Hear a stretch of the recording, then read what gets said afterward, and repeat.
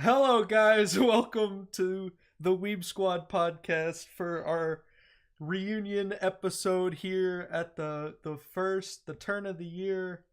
We're gonna look back on 2018 and give our top fives. Those were always our favorite episodes, so or at least mine. I don't know about y'all, but we're gonna do that. Let's introduce the three people I have with me. Starting with He-Man here. Hello, I'm back. Your favorite, yeah, podcast guest. And then we have Potato Nick. Please introduce It's yourself. me. I woke up late because I got nerve damage on my arm. Lifted too And hard. joining us today is the one and only Richard. Welcome, Richard. Please introduce yourself to the listeners. It's good to be here. I've never been here before. All right, we got a good episode coming at you today. Like I said, top fives of the year. As we know, 2018, this awful year, coming to a close. And we're gonna look back at the best of it. So how about we get right into it? We'll just go with the Discord order here, and so we'll start with Dylan or He-Man. All Please right. please tell us your five favorite. We're gonna start with albums, everybody. Five favorite albums of the year, He-Man. Let's see what you got. All right. So, top 5 albums for me. It's not really in any order cuz I'm not really a music snob in any way. But number 1 on my list, I got Death Grips Year of the Snitch cuz I am a big Death Grips fan. I love all their music. It's just a fantastic album that makes you want to, put your head through a wall but in a good way. We got Astro World, Travis Scott, for his hit single "Sicko Mode." But other than that, it is a good album though. And then at number 3, I got Beer Bongs and Bentleys by Post Malone. Now I'm not a big Post Malone fan or anything, but I do enjoy his music. Like if I ever watch a Twitch live stream, it's just chill music. You can never go wrong with Post Malone. He's hard to hate. He's great. Number 4 was more of a meme post, but I do enjoy him still. I have "Yay" by Kanye West, his album that came, because I love the whole, freak outs he always has before an album drop with the whole MAGA hat thing this year that, stirred up the internet. And at number 5, I have Joji with Ballads 1. I do love Joji, better known as Filthy Frank, or should I say formerly known as Filthy Frank, coming out with, lo-fi, hip-hop, sad boy music that, you can relate to and cry yourself to sleep, but it's still great. I really enjoyed it. And yeah, that's my top 5 albums. All right, thanks for sharing. I like all of those. I'd have to say I don't think there's one on there that I don't like at all or anything. So Ballads one is a little shaky, but I'm kind of surprised because I only know Dylan's music taste. Like all of his music taste seemed like a bunch of memes. Like I know you actually enjoy Death Grips, but I never thought you'd listen to like Travis Scott seriously, or I didn't know you listened to like Post Malone or Joji. They just pop up if I'm ever listening to anything, and I don't skip it. Like I do mainly listen to metal and punk mostly, but honestly, actually, I have been more getting into newer music as of recently because I actually talked to this chick for a little bit who was into like raving and shit. So I actually got into that music kinda, and I really do enjoy it. I'm shocked you didn't put the City Morgue album on there. Oh my god, I forgot. Okay, that's I number 6. Just squeeze that in there. All right. Squeeze that in there. All right. Well, Potato Nick, how about you go next? What's your top 5 albums of the year? Death Grips is so good. Why don't they have Death Grips too? Think about it. Uh, I got two songs on here that aren't from this year, but I listened to them this year. That counts. Um, Number 5 would be Tote E or Tot EP by KKB. I just started listening to KKB this year. I like the vibe of her music, and the kind of K-pop light feel it has to it. So that's cool. The next album I have on here is Doolittle by the Pixies. And any other list I'd put, it'd be on a higher tier. But since this is a top 18 list, I put it on this tier because it's not from 2018. It's from fucking years ago, like before I was born. But this is a really, really good album. Um, it's kind of like recommended if you first listen to the Pixies to listen to this album. And I first listened to Pixies, so I listened to this album, and it's really good. I can see why they tell you to listen to this one first. Next album comes from this year, surprisingly, called Marble Skies by Django Django. This album's like really like nice. It's got like a nice like hype feel to it. When I was working out, I like to listen to this album because it's got like a nice flow to it, like I could work out to it, like run to it. Next album is The Maryland by The Good, the Bad, and the Queen. Uh, Probably one of my second favorite David Albarn album this year. You could probably guess what the first one is. Um, it's like a really like nice album because I hear they're having a tough time in Bonglang with the whole Brexit thing. I think that's still a thing, and you know, it's a pretty nice album, pretty chill. It's got some great songs on it, so it's cool. And number one album of the year has to be the Now Now by the Gorillas. Pretty fucking epic album. I don't think anyone understands how important this album is. This is like one of the best albums the Gorillas put out, in my opinion, in a while. Like in the past 10 years. And I think it came out at a great time, like during the summer. It's a great like summer vibe album, but I also like to listen to it now, even when it's cold outside. So, you know, great album, nice vibes, you know. I So that's forgot. my top 5 album review. I forgot about the Gorillaz album. When it came out, it was really good. And I remember after the disaster that was, what was it, Humans last year? Like, I just I just remember like, man, this is really good, and I liked it a lot. So And Humans Yeah, won it's an just award like last year. just like Eminem with his kamikaze coming back from the dead after revival, that piece of garbage. all right, Richard, how about you hit us up with your top 5 albums of the year? All right. To be honest, it was kind of hard for me to come up with the albums of the year because most of the albums I listened to this year weren't even from this year. But there were like a few that stood out to me. There's only one on this list that isn't from this year, and there aren't in any particular order. So first I had Isolation by Kali Uchis. It's I always listen to her like stuff just from Tyler's songs. Like she was on See You Again. She was on Perfect from Cherry Bomb. And so this album was like a pretty like poppy album, but it had a lot of good songs on it. Um, yeah, I thought it was pretty good. Some rap songs by Earl Sweatshirt was another one that I really liked. It's just a bunch of dreary songs, lots of dreary instrumentals. It People complained about the length. I think people were pretty like underwhelmed by the length of the album, but he just the things that he wanted to say. And my favorite song off of that was probably um what was it? Playing Possum, where he sampled both of his parents. Um, I had Veteran by JPEG Mafia.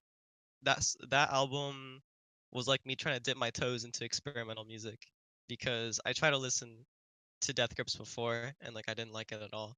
So, and I know JPEG Mafia was pretty experimental because I listened to Fantana talk about him, but he was actually pretty good. I listened to it mostly while I worked out, and I mean, not all the songs on there are workout music, but I really got to enjoy a lot of it there.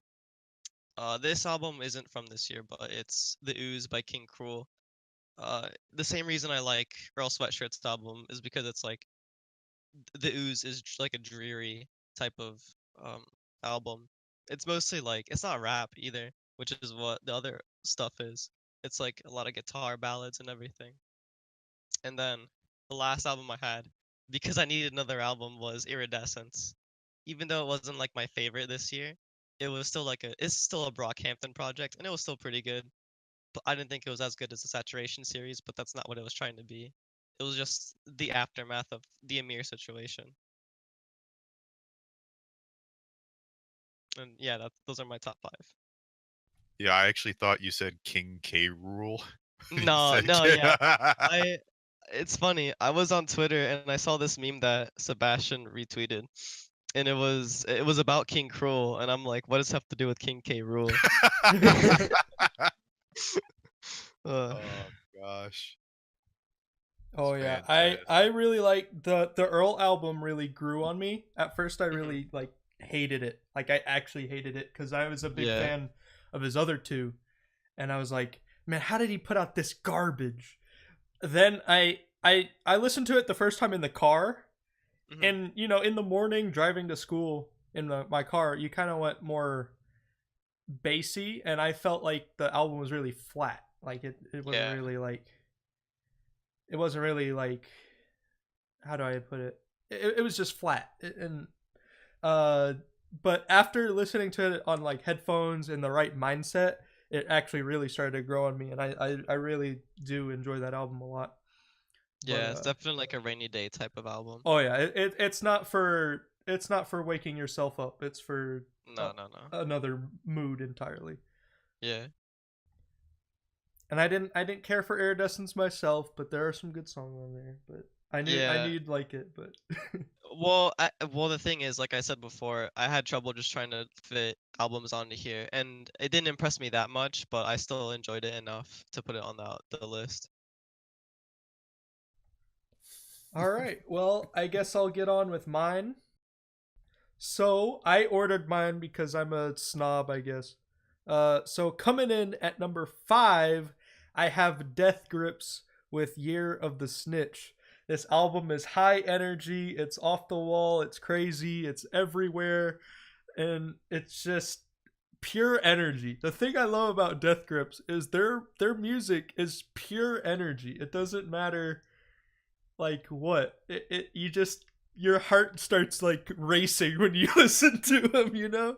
They're I love it so much. And like there's some great moments on that album. Streaky is fantastic.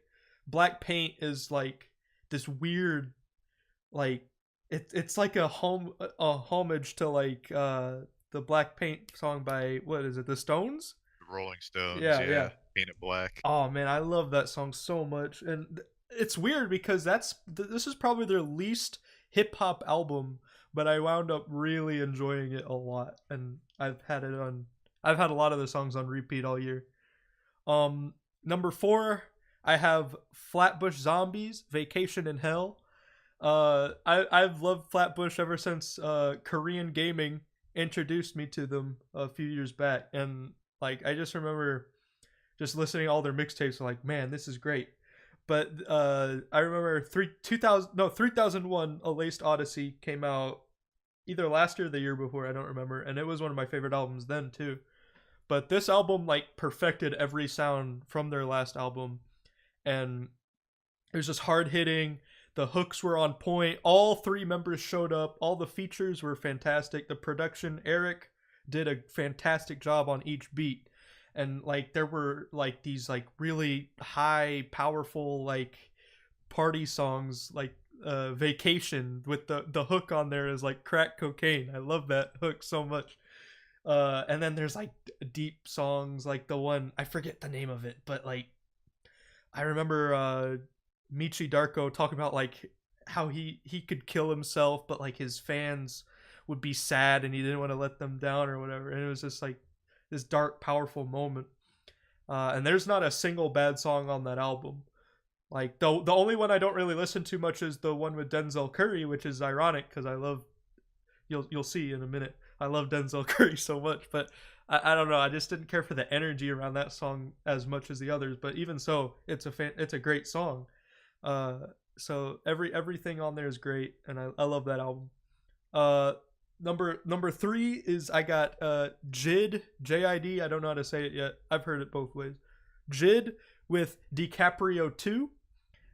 This is not his debut album or anything, but it was the first one after his XXL freshman list, like when he got put on it, and he really showed up. You can hear his hunger on the album. He's just like, he wants to be big, he wants to succeed, and you just hear it because he's just like, he's spitting off lines like it's nothing. He makes it seem so effortless, but it's really technical and like really fast, and he's just like rapid firing it.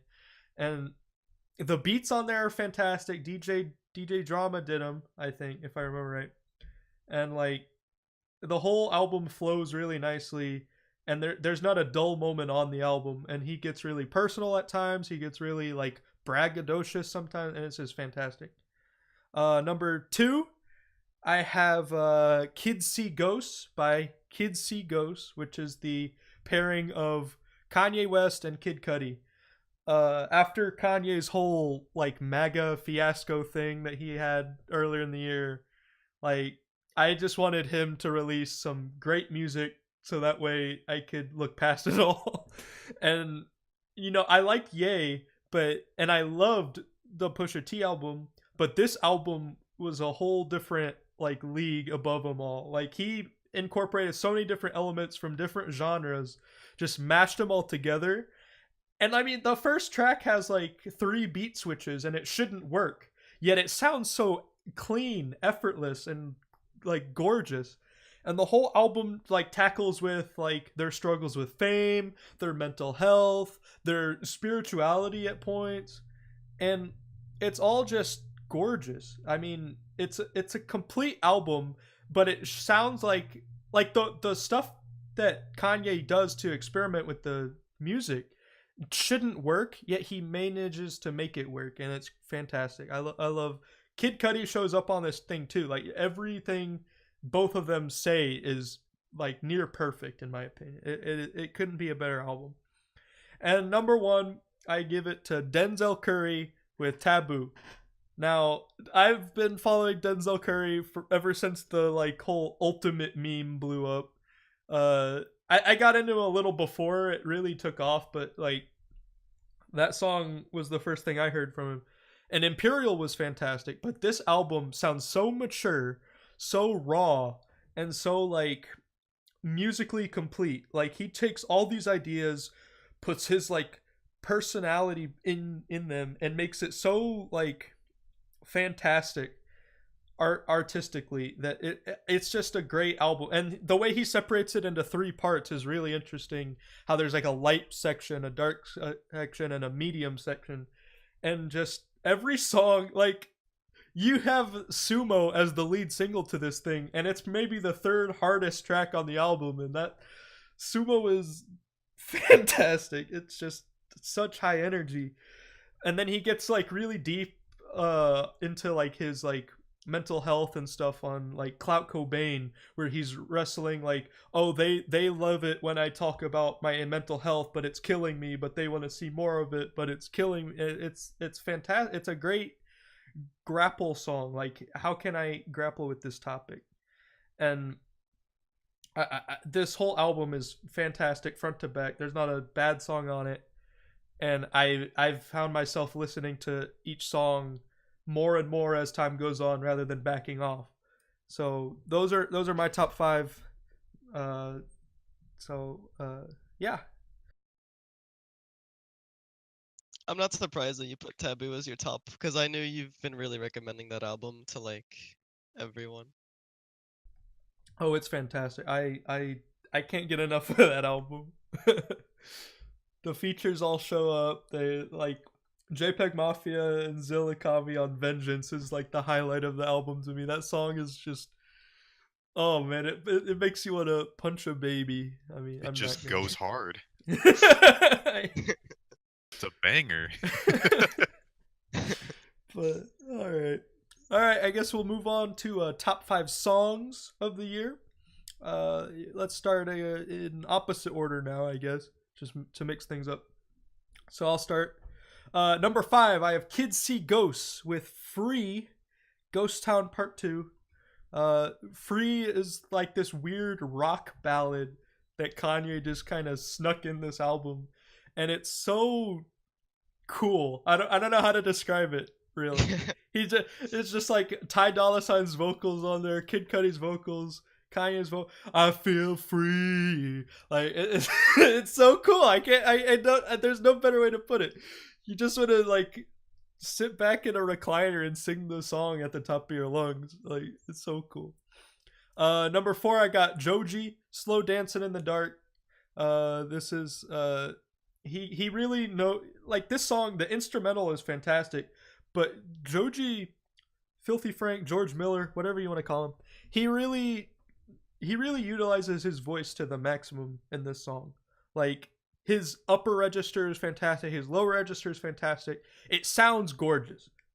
Like every second of the song sounds gorgeous, and it's such a personable and kind of relatable topic of like, oh, I can't be with you, you deserve better than me. It just hits really hard for some reason, and it makes you want to cry, but it also makes you want to scream the chorus out. It's weird. Number 3, I have Lupe Fiasco with Wave Files, whatever you want to call it. It's basically it's a 6-minute rap. I guess I'd call it a ballad. I don't know. It's just got this gorgeous piano beat, and the hook is like butter. Holy crap! It's like it's so good. The hook is fantastic, and it tells the story of like slave ships like coming from Africa, and then they crash, they sink, and then the slaves like stay alive and they can breathe underwater. And some of the slaves walk back home to Africa, but other slaves stay and pull down other slave ships into the depths. And like, I don't know, it's such a weird concept, but Lupe pulls it off fantastically, and it just blows my mind every time I hear it. And I love that song so much. Number 2 is Lil Wayne with Mona Lisa featuring Kendrick Lamar.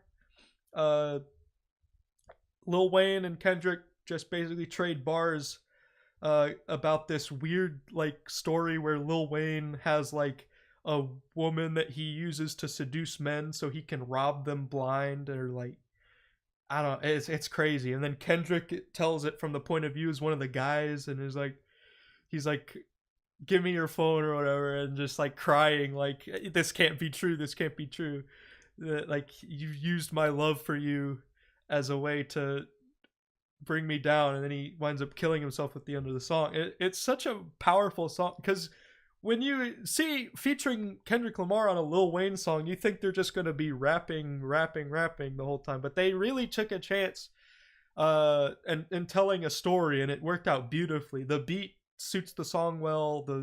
There's no hook, but it doesn't need one. It tells a story, and it's fantastic. And top song of the year for me is Denzel Curry, Clout Cobain. I mentioned it earlier. This song is so good. The beat is fantastic. Everything about the song is fantastic. The message behind it, he goes so deep onto it. And it's like, you guys want me to perform for you, but the performance that you want is like about my struggle mentally, and you just want me to keep that up. You want me to play myself into the dirt, basically. And I don't know, it's a powerful statement. It's a gorgeous song. Fantastic instrumental. I don't know who produced it, but it's beautiful. It's honestly beautiful, and what he says is fantastic, and the whole song is great. Just check it out if you can. You crying? No. I sniffled. I have a little sniffle going on. I'm crying. I just listened to Slow Dancing in the Dark again. That song's gorgeous, man. All right, well, Richard, why don't you tell us your top 5 songs of the year? All right. These aren't all in order, and these are all from this year this time. So the first one I had on the list was 1998 Truman. That song, I know Jonathan was talking earlier about like songs you can bump in the car. That song will shake any sound system. Like, that is a really good song. And not only that, it's probably one of the strongest songs they released for the 1990 X series. Next I had "Fun" by Vince Staples. That was a really, I mean, it's a fun song. I had that hook stuck in my head for quite a while, and even when I'm not like thinking about it, it'll creep up in my head. Um, Creep. yeah. Um, number 3, I had "Feels Like Summer" by Childish Gambino. When the Summer Pack EP first came out, I thought they were just like throwaway songs, like just like I don't know, mainstream generic songs about the summer. But "Feels Like Summer," if you listen to it, it just describes like with global warming and everything going on right now, it's just him reflecting like everything is gonna go down. Like the whole world's gonna get torn apart because of global warming. And when I went to go see him in concert, he had like this screen that had like animations playing in the background or whatever, or like light effects. And in the background for this song, he had like buildings burning, like palm trees burning. It was it's a pretty powerful song, but I don't know if most people listen beyond just like the sound. Now, was Uh, that real quick? Was that the yeah, song that had the music video? It had all the like rappers on the neighborhood or whatever. Or am I yeah, it think was. it was? No, yeah, it Okay. was. Yeah, I like that song. Then. Yeah, that music video is really good too. I think all in all, that single is like really strong. For number 4, I had "Just a Stranger" featuring Steve Lacy by Kali Uchis.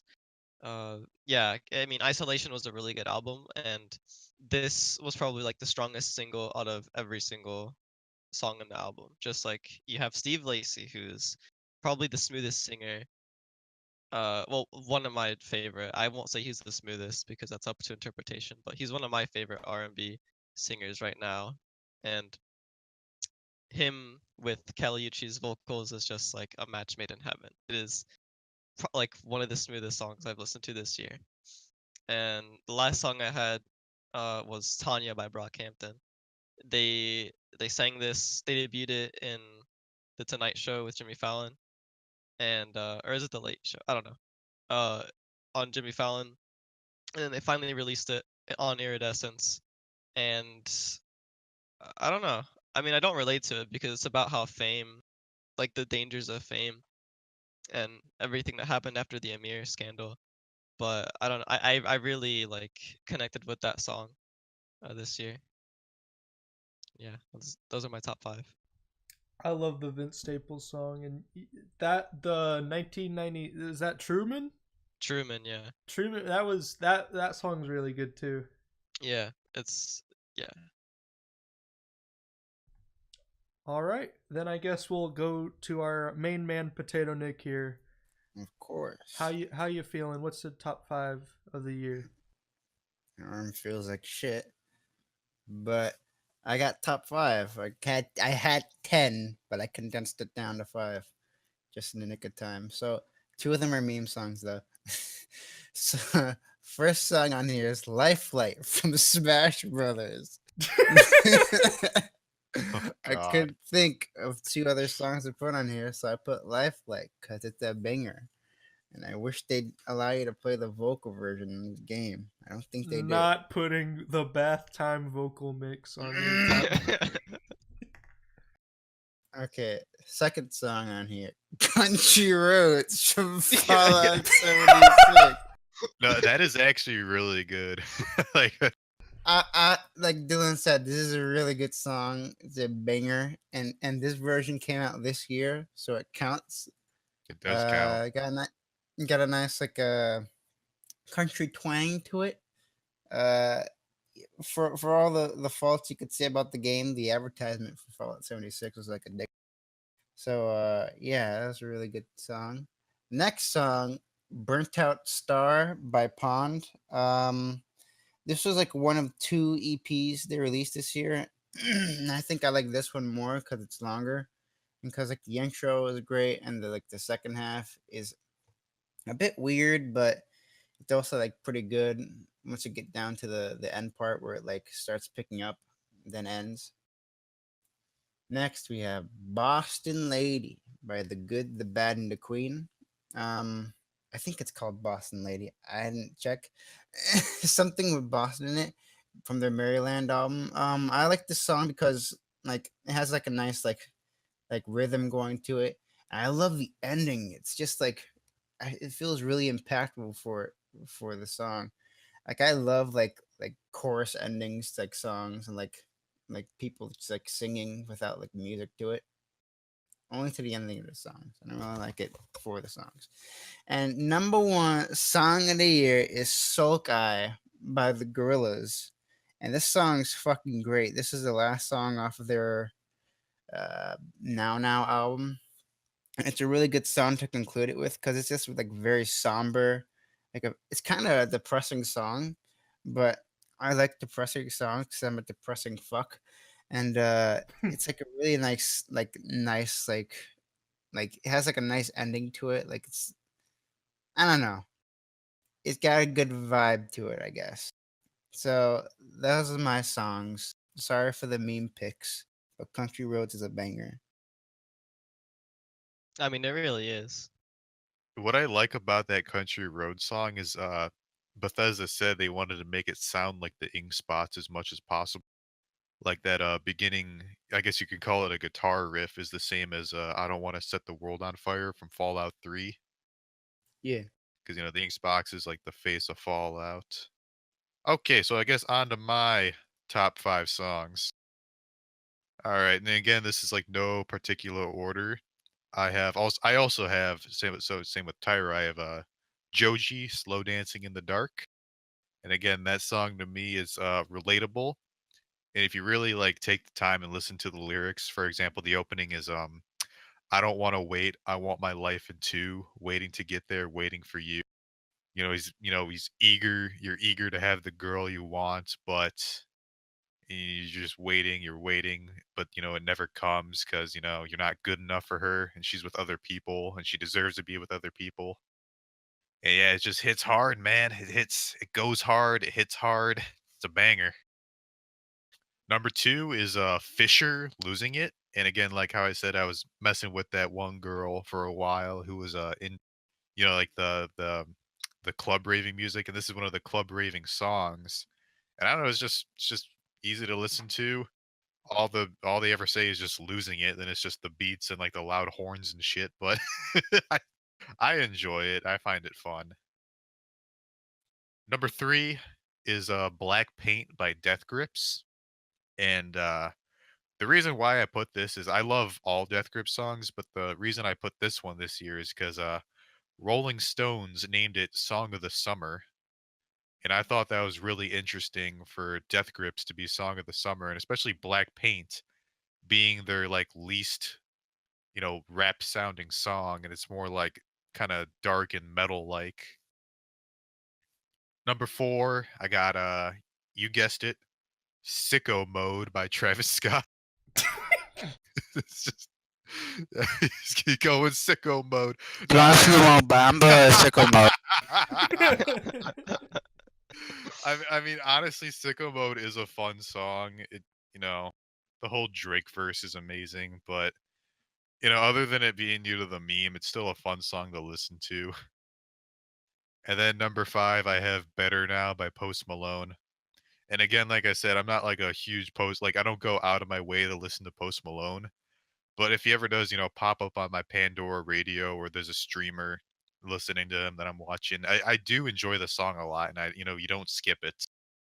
It's such a chill, feel good song. And you just can never go wrong with Post Malone. And that's I guess my top 5 right there. Again, no particular order. I actually really enjoy Sicko Mode. I remember when it first came out, and I thought those like the weird organ riffs just came on, and I was like, dang. But then like halfway through, he just ripped off, like he changed the beat so dramatically, and the organ riffs were gone. I'm like, come on, go back. But He I really changes like. twice. I know, it's crazy.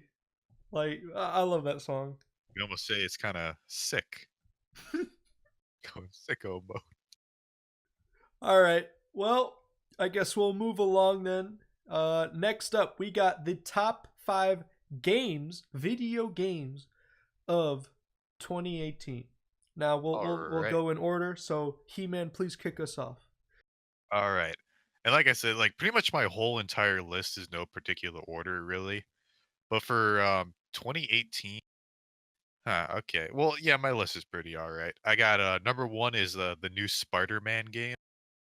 And what I liked about the Spider-Man game was the complete free roam of just New York City and how just fun and silly the game was. Because it was kind of like the Tom Holland Spider-Man, where he's actually like a sarcastic teenager, but still he's Spider-Man. And what I love about the game is you can literally just like walk through the streets and people will high five. You'd be like, "Oh my god, it's Spider-Man!" And just out of the action feels good. It's kind of like the Arkham games, which I don't like, the Batman Arkham series, but the combat feels good though. Number two, I have God of War. Now, this game was actually freaking amazing. I really love the new God of War, and I loved how it was set in the like the Viking culture, the Nordic areas, and all the Norse gods and everything. Oh, it's fantastic. And the axe, woo! The axe gameplay, woo, woo, woo. We also got Hitman 2 on the list. Now, Hitman, I've had so much fun with this game, and I love that there's even more content. Like they have like weekly special assassination contracts and everything that you only get one shot at. And if you fail, you can't replay the mission. You get one life. Story mode's great. The graphic updates and everything are fantastic. Game feels good. Playing it on the hardest difficulty is probably like one of the most fun things I've ever done. What else do we got here? We got number 4, Sea of Thieves. Now, the reason why I put this, I understand, all the controversy behind it, but when I first got the game, when it first came out, we played it with pretty much everyone in this call here. It was just a fun pirate adventure to go on. The water graphic, water's fantastic. Oh my god, they spent 4 years on that water. Did you know that? 4 years. Years on just the water. No, but honestly, it is fantastic. But the thing about that game with the water being so realistic, if you fall off your boat and you see them sailing away, it is scary. like when the game first came out, there were no sea creatures, like no megalodon or anything that can hurt you. But God, the feeling of just being alone in that massive ocean is just terrifying. Oh my God. And now for number 5, I have the remake of Shadow of the Colossus. And now Shadow of the Colossus was a fun PlayStation 2 game I had when I was a wee lad. Fantastic. It looks amazing with the updated graphic. Same game, same great story, same fun gameplay, just, up to date and looking beautiful. And those are my top 5 of 2018. All right. All right, Potato Nick, let's hear your top 5 video games of 2018. These are top 7, but I'll get through the first 2 quick. First game, Fortnite. Yeah, I had to Yeah! play Fortnite. 6 and 7, baby. Fortnite, John Wick. I'm playing John Wick. Let me fix John Wick skin. In all seriousness, Fortnite was pretty fun this year. It's on the bottom of the list because they didn't come out this year technically, and I'm not really playing it too much anymore. But Fortnite was a pretty fun game to play with your friends or kind of alone. Next game, Quake Champions. This game also didn't come out this year, but it had a lot of updates this year. I think it became free to play this year, and it was pretty fun to play with the guys while we could, even though they fucked up my Wi-Fi. Next game, Fallout 76.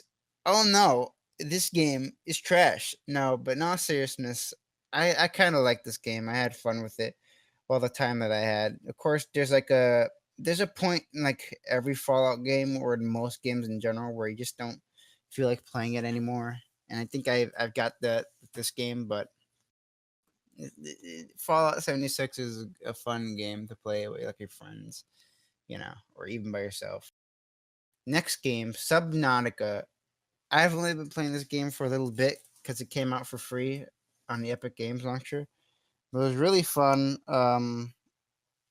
Really fun playing it so far, and I feel like it could be like one of the top contenders for the games this year because I know it came out this year officially. So yeah, Sea of Thieves. Like Dylan said, there's like a whole bunch of controversy with this game. A lot of people don't like it. A lot of people it's shit. But I liked it. For the time that we played it all together. It's a really fun like team game, just like Fallout 76 or Fortnite. And I don't know. It's like fun to role play as a pirate. I don't really get to role play too much, and that's kind of a good thing. But you know, it's fun. And the runner up for Game of the Year, in my opinion, goes to Super Smash Brothers Ultimate. This game kicks ass, but the online fucking sucks. It's the fucking worst. Other than that, the game is like really good. I like the World of Light mode. It's like really fun. And I don't know. I don't know, there's a lot to do. But once you do it all and you have the online left, there's not really much to do unless you like play with your friends. But it's fun. I really like it. But Game of the Year goes to Hollow Knight. And I'll be honest, this didn't come out this year technically, but it came out on the Switch this year, so it still counts. Anyway, Hollow Knight is a lot like Dark Souls. I know that's kind of a meme, like, oh, Hollow Knight is the Dark Souls of the 2D games, but it has like the feeling of it is like very like depressing and desperate. Like everything you do in this world doesn't really matter because like everyone around it is just gonna like be like have like a bad time or just like die, which has like that Dark Souls type feel to it. I know I said that already. And the gameplay, it's really hard. You have a dodge, you have a wall climbing, you have running, you have get bounce on people's heads like Shovel Knight.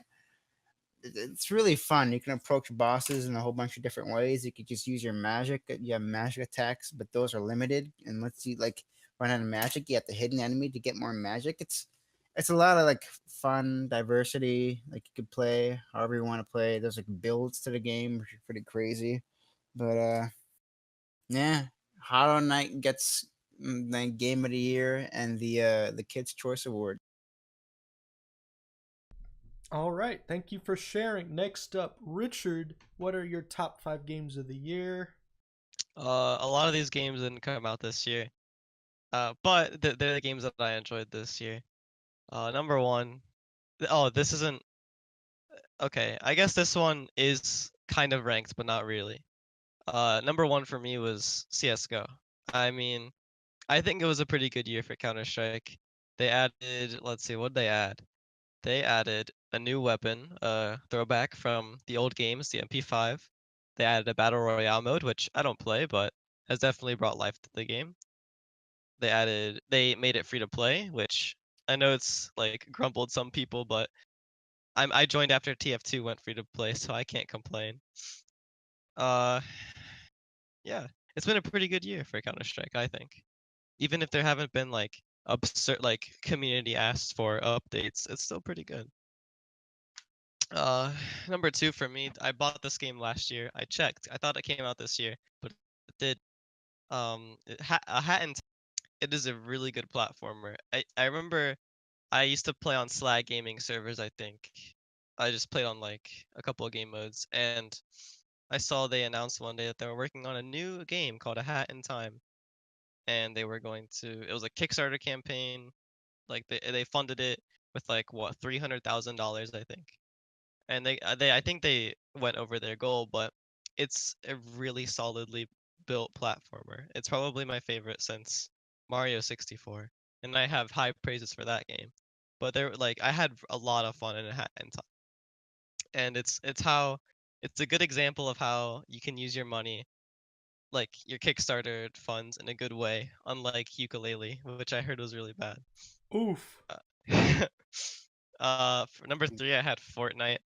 I I played it quite a bit early 2018, but I didn't really stick with it too long because I got mad because I wasn't good enough at building. I'm okay at aiming, but just like building, I take forever because I don't know. And then you have people who build like a whole castle in like 5 seconds. like, what do I do? So I just gave up. But it's really fun. It's like the Minecraft of this generation because it really just blew up like out of nowhere. It came at a good time. Number 4 for me was Astroneer. I bought it during the Steam sale, the Christmas sale, and I had fun with it. I haven't touched it in a few days, but it's a nice space exploration game. I I feel like I'm getting to the point where like I notice all the formulas in games and like they're not becoming as fun to me because every game is like follows a certain formula. But even though like this is like a pretty formulaic game because it's like a survival, like you just build stuff and you try to expand what technology you have. I still have had quite a bit of fun with it. And then lastly, my fifth game for this year, no memeing, Tetris. I really I don't know. I've always had a thing for Tetris with it like in these past few years, but this year I really like started playing it a lot more. It's just like a fun game to play. I usually play till I calm myself down or if I'm just bored, I'll just open up a tab and play Tetris. It's pretty fun. Like my highest score right now is like 320,000 and yeah, it's crazy. So those are my top 5 games. Tetris is interesting, but Yeah. that's a cool list. I'm pretty sure Tetris was a nominee for top VR game. Really? Hmm. Why is it in VR? I don't see any VR aspect of the game. Do you like follow a brick as it falls down or I think you just play Tetris and then you just wear a VR headset. Honestly, All right. Well, I guess it's my turn. So, top 5 games. I'm starting at number 5 because I order my things because I'm weird, I guess. But number 5, I got Fallout 76. This game loved to death when it came out. Oh my goodness, I spent so many hours in this game. Like I think I racked up like 60 hours in like a week or something, like probably less, I don't know. But I just remember just traveling this vast expansive wasteland, like finding the little mysteries in the huts or whatever, finding out what happened to the people in this town, collecting stuff for my character, cool weapons, killing scorch beasts, doing quests. It was so fun. And then I realized something, which is why it's so near the bottom. This game has little to no replay value whatsoever. Once you do everything, you've done everything. You don't want to redo it at all because it seems like a chore at that point. It's no more exploring a world as it is doing a chore. Exactly. But still, game has a place in my heart. I think it's a beautifully crafted game. It just needs a little tweaks here and there to be not perfect, but to be better.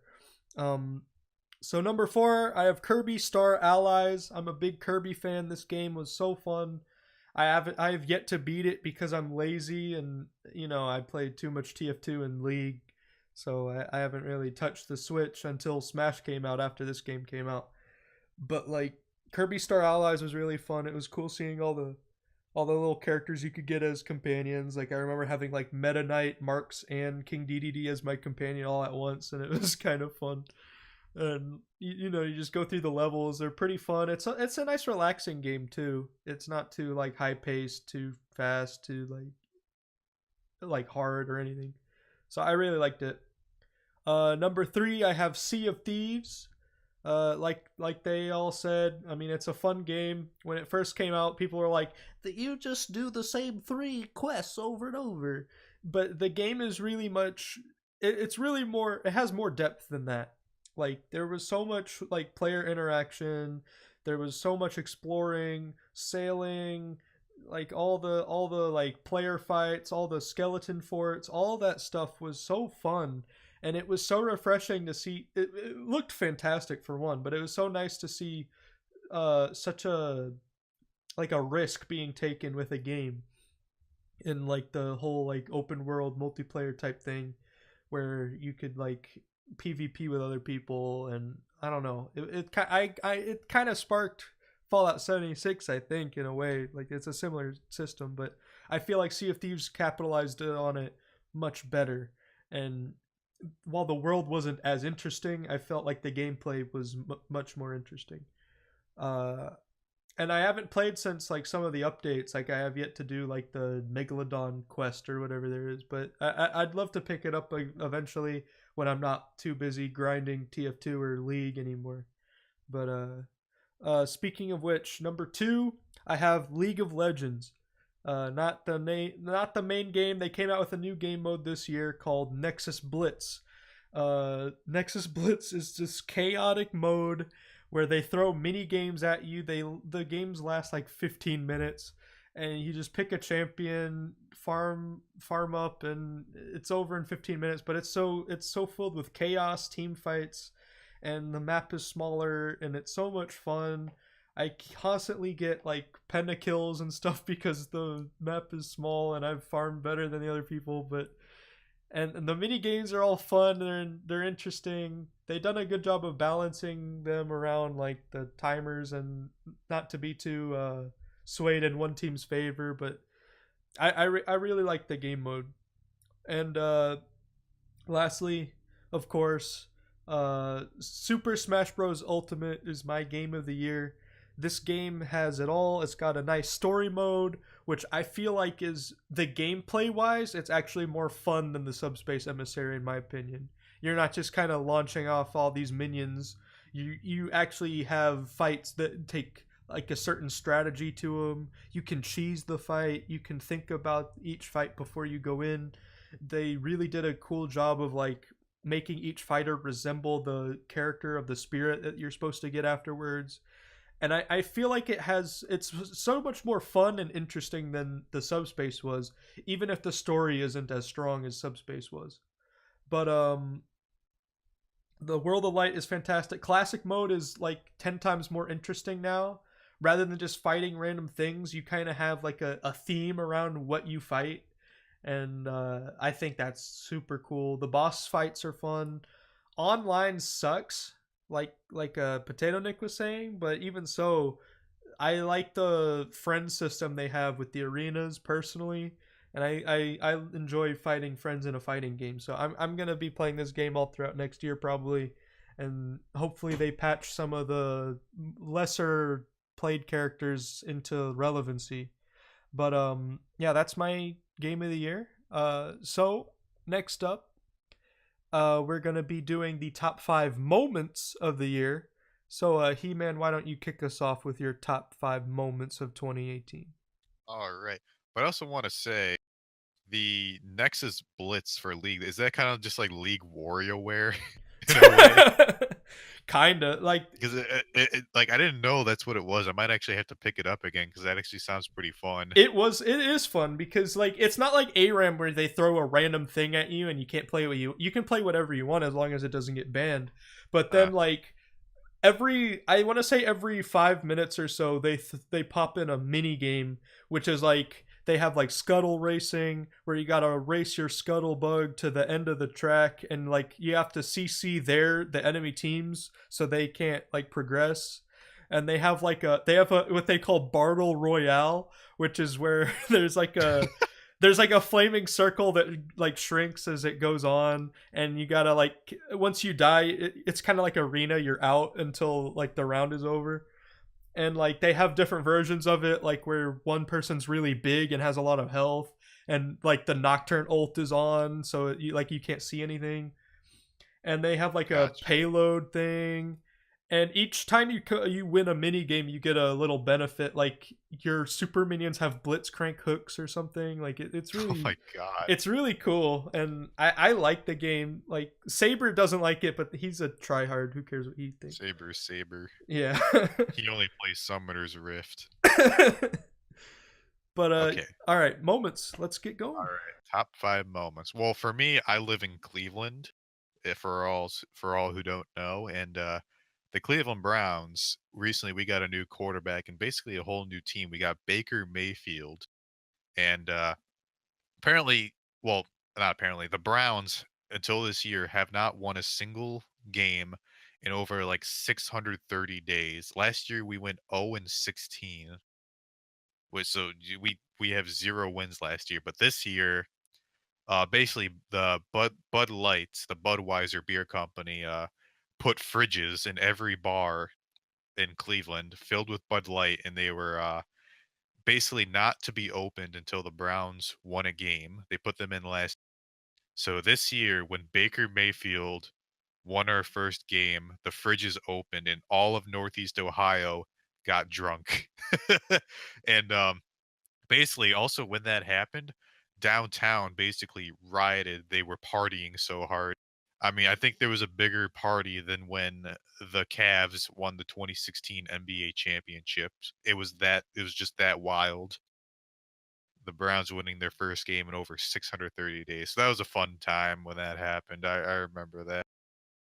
What else? We got back in June, there was actually the Weeb Squad meetup where it was me, Tyro, Fedora Duck, and also Ada. For all, if you guys know them, we all met up in Kentucky at a at a small anime convention, and we had a fun time. It was fun meeting everybody, and also going to that convention. You know, we call ourselves the Weeb Squad, but compared to the people who were actually there, we are pretty dang normal. We're just guys who play video games and occasionally watch an anime. But oh my god, did I witness some basement dwellers there, and it was freaky.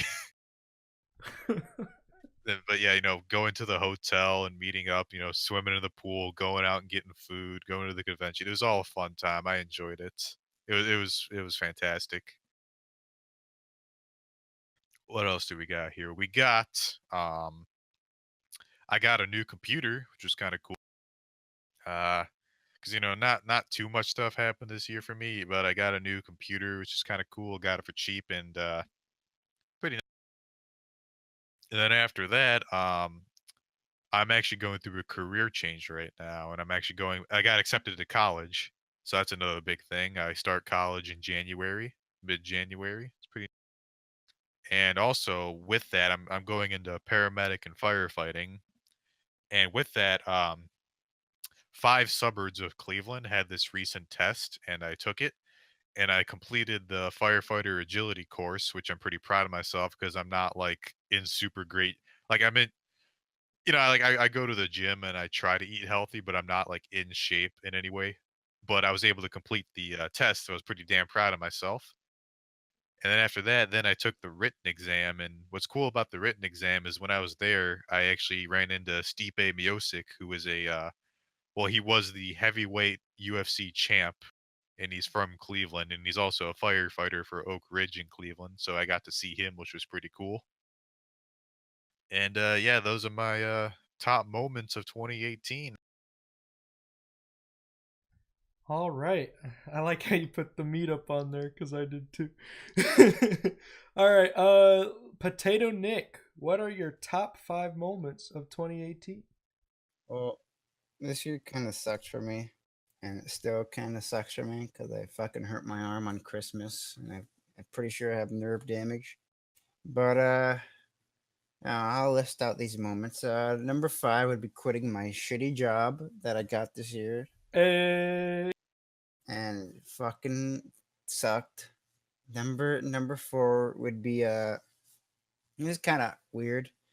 But there was a moment in TF2. I remember one day we were playing a game, and Jonathan was like on the stairs, high fiving like he usually does, waiting for someone to step on his sticky traps. And as I usually do, I high five him. But this time was different because like an entire team came through and killed us both, and that was actually like a really great moment, you know. Really solidified the year. Number 3 would be all the concerts I went to. I went to a total, I think, of 7 concerts this, and like 2 events, like 2 Comic Con like cons. I think no memeing, but I think my favorite concert would have to be seeing Radiohead live in Radio City Music Hall, or not Madison Square Garden.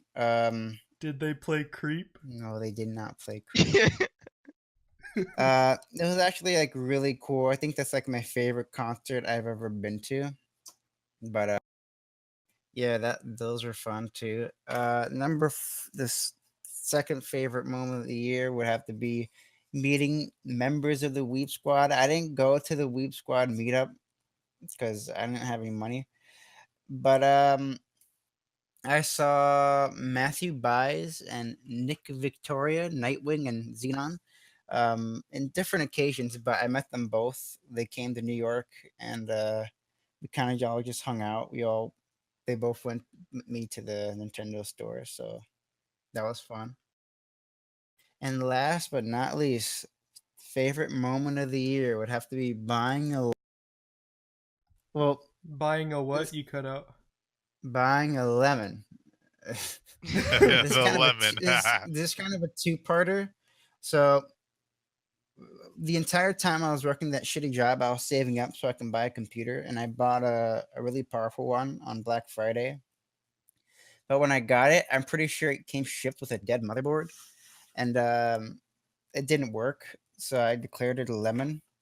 So I went to my nearest Best Buy and I switched it out and got a better one I'm using right now. It's great. And those are my moments of the year. All right. Richard, what are your top 5 moments of the year? Were they supposed to be like super personal or? They don't have to be. Mine aren't. Okay, yeah, mine kind of aren't either. Like my first one is, but other than that, everything else is kind of just like stuff that happened. But it's good to hear what you guys had like personally. That's really good to hear. We always hear like 2018 being a pretty sucky year for everybody, but it's nice to like hear some like glimpses of good moments that happened. But my first one was I realized that I went to my first concerts ever this year. I forgot that I went to Tyler's concert earlier this year in March, and that was really fun. It was the first time I've ever been in a mosh pit, and I got thrown around like nobody's business because I'm a short Mexican boy, and like it was super crazy. Um, and this September, I went to Childish Gambino, and that wasn't a mosh pit. I was sitting down for that one, but that was an extremely like energetic concert. Like he gave it his all. We all like stood up like the second he started singing. Like it was the most fun time for me and my friends. Number two, I had Cloud, the CS:GO team. I don't know how they're doing in any other esports, but at least in CS:GO at the beginning of the year, they were the first NA team to win a major, and so that was pretty important. It was a pretty intense game between them and FaZe Clan, and it was like incredible just seeing it live, like them because they were down 2-0 in the challenger stage, and they were risked um getting eliminated, but they reverse sweeped and they made it all the way to the finals and won, and that was pretty powerful. But the team didn't see success after that because two of their members left, and now they're like picking up scraps from other free talents. So Cloud9 isn't like as good now, but it was pretty good for them earlier this year. Number three, I had Steven Hillenberg's death because I mean we all grew up with SpongeBob, and like a lot of Twitter culture is based around SpongeBob humor, pretty much.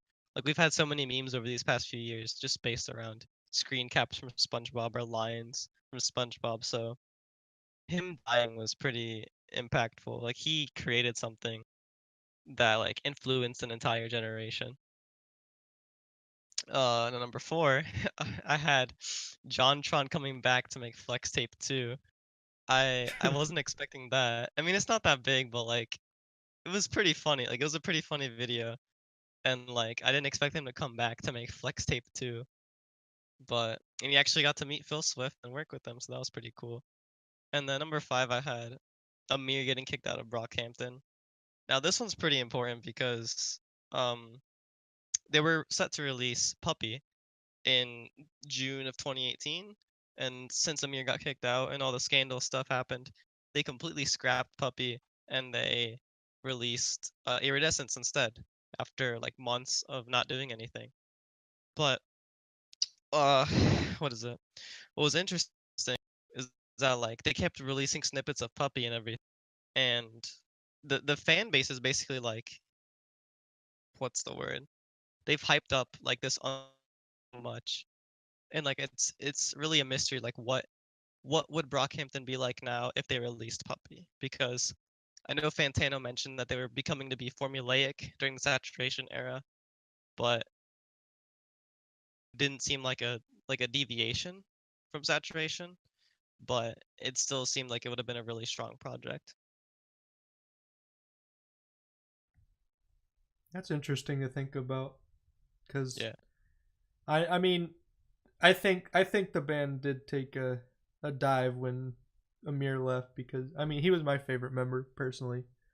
He So definitely offered like a deeper sound, and I don't mean yeah, like lyrically, but like voice wise. Everyone else is kind of like children compared to like Amir having like having like drug problems and like what he dealt with when he was a child. all right. Well, I'll give my top 5 moments of 2018. All right, we have at number 5, I have PewDiePie versus T Series.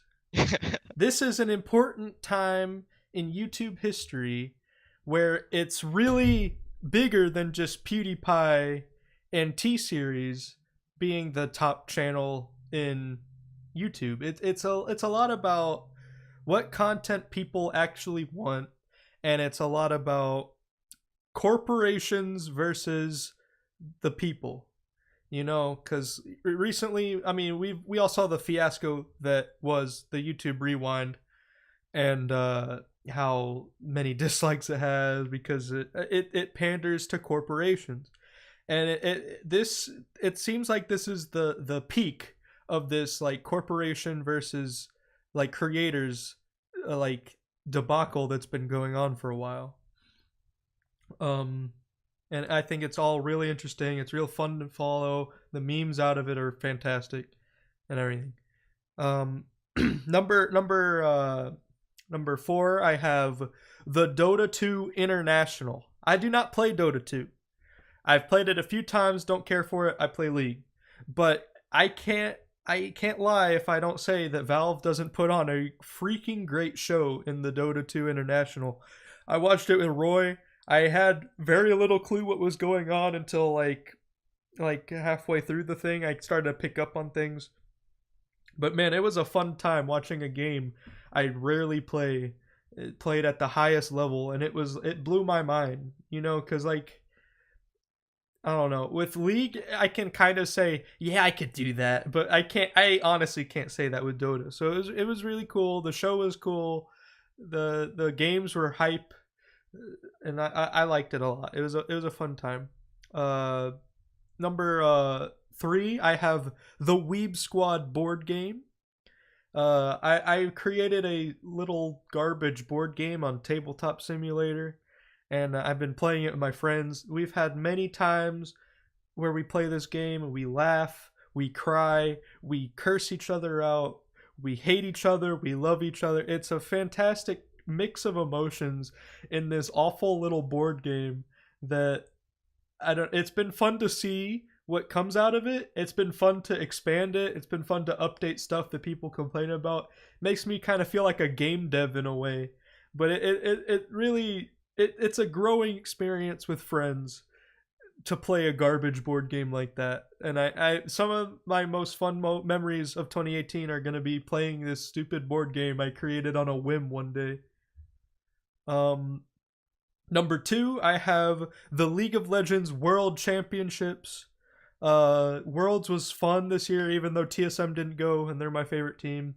It was funny to see 100 Thieves get wrecked, and just like everyone hating on them because they kind of deserve it for what they did to Meteos. It was fun to see Korea get smashed as well. That never happens. And it was really cool for Western teams to do as well as they did, and for China to end up winning it all. I think it actually is a kind of neat ending, even though it wasn't a Western team. I mean, it wasn't Korea, which is good enough for me, I guess. But even so, the games were great. The meta was fun to watch, and the whole production was nice, and the song was cool. The whole thing was a pretty good time. And lastly, I have at number 1, the Weeb Squad meetup. Meeting 2 friends that I never see face to face in a little Hickville in Kentucky for an anime convention. Honestly, was the most fun I've had in quite some time, and I will forever remember it as a great time. I'll never forget 2 guys I met on Team Fortress 2, chilling in a hot tub with them. Like 4 years ago, I never would have thought, man, in 4 years I'm gonna chill in a hot tub with this guy. It's really cool, and just all the places we ate were pretty decent. The food was okay. The hotel was fantastic, and the convention itself, it had its moments. Like He-Man said, we're not as nerdy as we think. We're like, oh man, we're nerds, we're gamers. But honestly, you see some of these guys, you smell some of these guys, and God. you know what a nerd is. And some of them talk to you without you even looking at them. Oh man. And like, I don't know, it was fun to see everyone, and it was fun to hang out. All right. What I loved most, like, to piggyback off that again, like meeting, like, I've known you for what, like, going on 5-6 years now, I think. Yeah, something like that. And like, the meetup wasn't awkward. I literally just walked in and said, "Hey guys, what's up?" and like just sat down. Like there was no butterflies in my tummy. It's just like, wait a second, I've known these guys for like half a decade. This isn't awkward. I literally walked in and said, "Hey guys, what's up?" Just, it wasn't awkward at all. I think that was like the best part about it. Oh yeah, I loved stuff like that. I wish we could do more, and maybe if I actually get a job and get off my butt and have some income, then maybe we could. But anyways, we're going to get going. We're running a bit long, so I say we cut out movies since no one cares about those. Yeah, they're all superhero movies on my list. And we're gonna go straight into the top 5 memes of 2018. I'll start off, and we'll go in reverse order this time just to swap things up. So at number 5, I have hit or miss. I guess they never miss, huh? You got a boyfriend. I bet he doesn't kiss you. Anyway, I'm not gonna say the rest. That meme was the funniest thing when I first saw it, because like everyone takes it out of context, and it's so funny. And it's so weird to see it grow, and all this TikTok stuff grow the way, like the I'm already Tracer thing. That's also freaking hilarious. But like, I don't know, all the variations of it are funny, like the ones where they make Sans do them, and like they change the words or whatever. It's hilarious. Number 4, I have Young Thug on the computer. There's that one image of Young Thug. I love that. He's like looking at the computer all serious, and Lil Durk is in the background just like, whoa. Like he's like so like flabbergasted by what Young Thug is doing. He looks so like he's studying like what he's doing, just like, oh, this is fantastic. And just like all the variations that pop up of that, like the one where like it's like they're like the FBI or whatever, and it's like, are you seeing this, Mr. Thugger? And then it's like 21 Savage doing the like evil guy pose, like, if you do not give me $10 million, all 808s will be destroyed in the next 24 hours. And it's the funniest thing. I love that meme so much. Number 3, I have the dancing alien, that little gray dancing alien with the weird music. I don't know what the heck, where that came from, but holy crap, if I didn't laugh my butt off every time I saw the dancing alien with the music. It was the funniest thing. They used to do it in the like Fortnite things, like, and it was the funniest dance. They recently made a new one, like that explosion that happened in New York. They put the alien. My goodness, I love that one, but that one died off too quick, I think. But number 2, I have 6ix9ine. 6ix9ine as a whole. Tekashi69. This guy is a living, breathing meme. Everything he does is hilarious. It doesn't matter if he's on radio shows saying name a Vic Mensa song or running down the street with a freaking AK in his like underwear. He's hilarious. Everything he does is funny. So like I don't know. He's a living, breathing meme, and I have to give him credit where he's due. Even if his music is garbage here and there, like he has some hype songs, but they're all memeable too. And everything he does is a meme. It's crazy.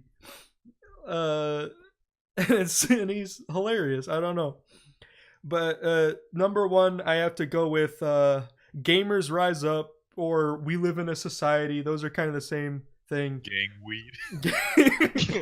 the gamer memes with the Joker, where they're like, "We live in a society," or "Gamers Rise Up." Veronica and Chad, they're just so funny. Like, just the thought that like gamers are oppressed and need to rise up is just the funniest thing I've ever heard in a long time. And it doesn't get old either. I can hear "We Live in a Society" 10,000 times and I'll laugh at it. Like, I love when it's like the meme format. It's like minorities facing oppression, and the gamers are saying like, "No, now you know how it feels." they're so funny. I don't know why. It's such an expandable meme. You can do so much with it. I know. And the more deep fried they are, the funnier they are. Oh, but yeah, that's probably my favorite meme of the year. So, Richard, please enlighten us with your top 5 memes of the year. 2018 has been a pretty good year for memes, guys. It's pretty crazy to think how many memes we've actually gone through in the span of a year. I remember like when there used to be when they made meme calendars, it'd only be one meme every month, and now we have like tens, like a bunch of memes every single month. There's meme of the week now. Yeah, exactly. Like memes die so fast. But some of my favorite memes from this year, number 5, Chungus. I don't. Big Chungus. It's not that funny, but I have a real life friend who is like so obsessed with this meme for some reason, and it's just like, I don't know. It's just so absurd, so funny to me. It's just a fat Bugs Bunny. Like Tyro, I had Young Thug Computer as mine too. Just because like that image is so funny, and like the variations of it are so good. I really like the one with Jay-Z on the jet ski.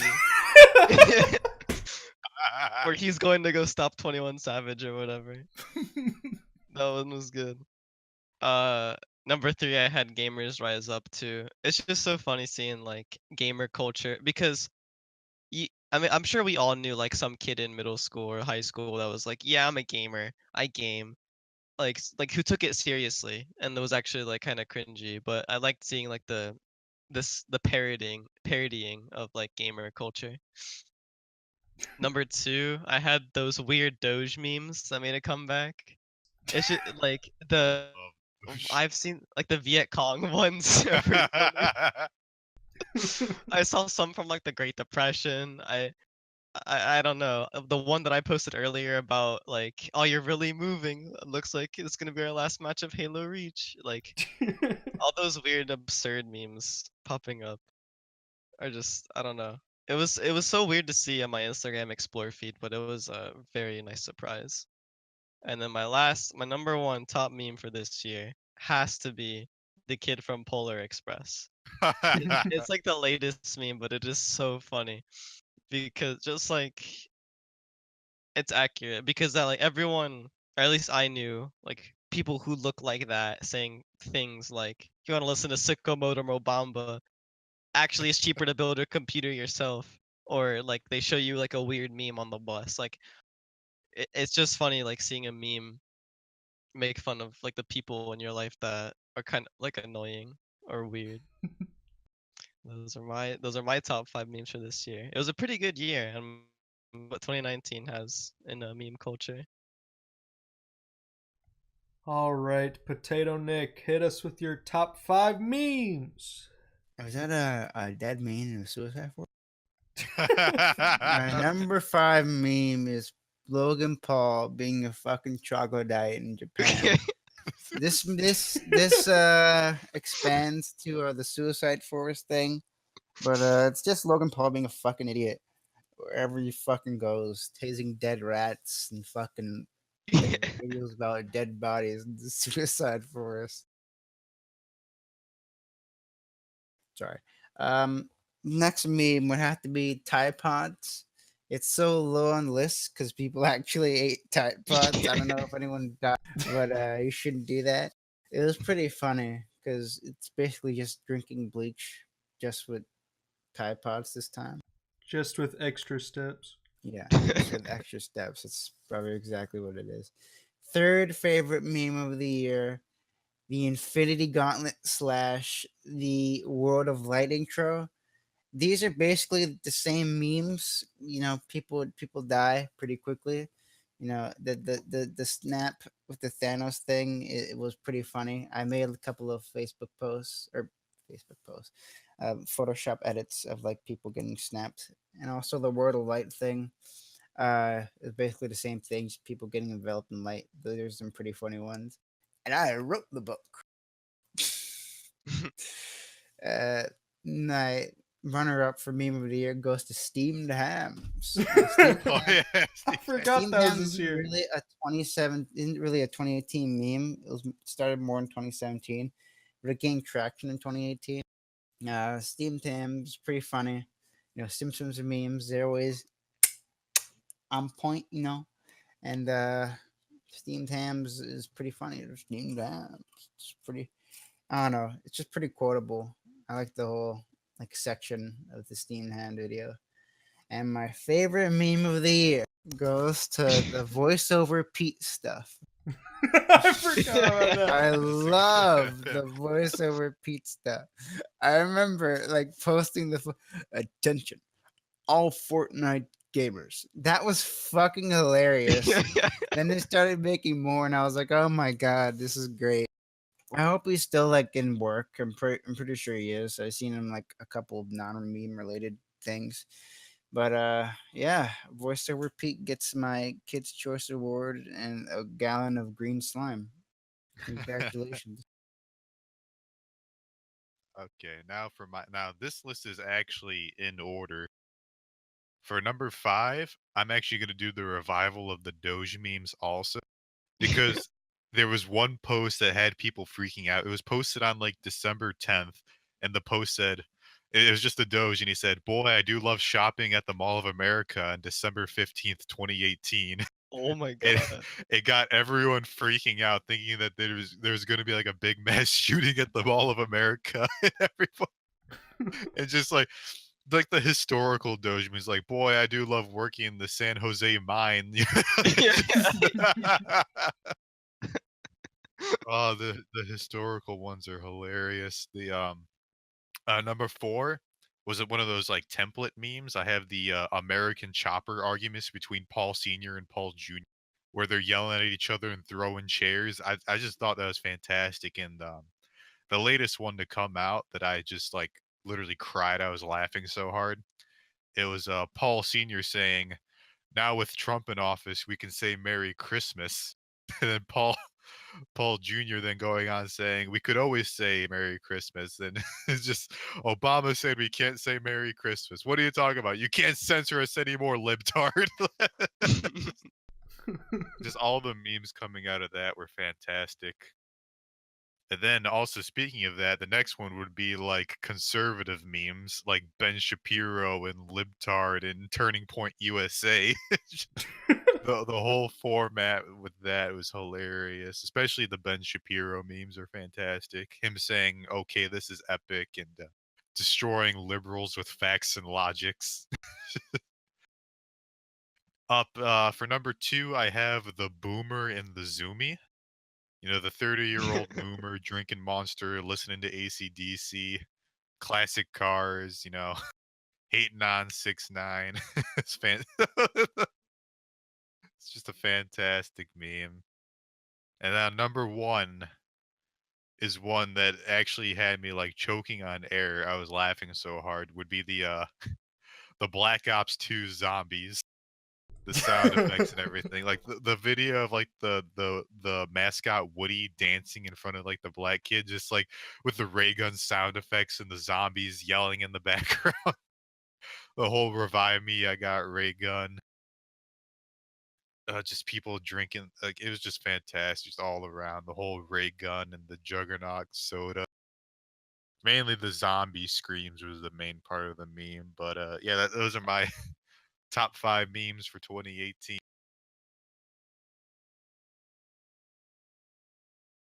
So yeah, there we are, 2018 in a wrap up. Oh yeah, it's been a crazy year, and I'm looking forward to what 2019 has to bring. It's gonna be one hell of a year. I'm actually kind of scared to see what memes are gonna pop up. I don't know what, like they just always keep topping each other somehow. Yeah. Yeah, I don't know what's gonna happen.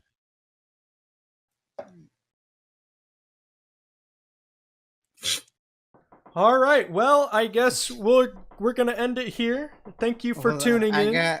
I got an extra meme for you. I like the meme where Jonathan the bird knocks on Jonathan's house. We don't talk about that. No. Wait, what? All right. Well, thanks for tuning in, guys. We might do another soon. I don't know. Probably not. Anyways, have a good New Year. Good 2019, and thanks for stopping by. See you guys. It's been a nice year.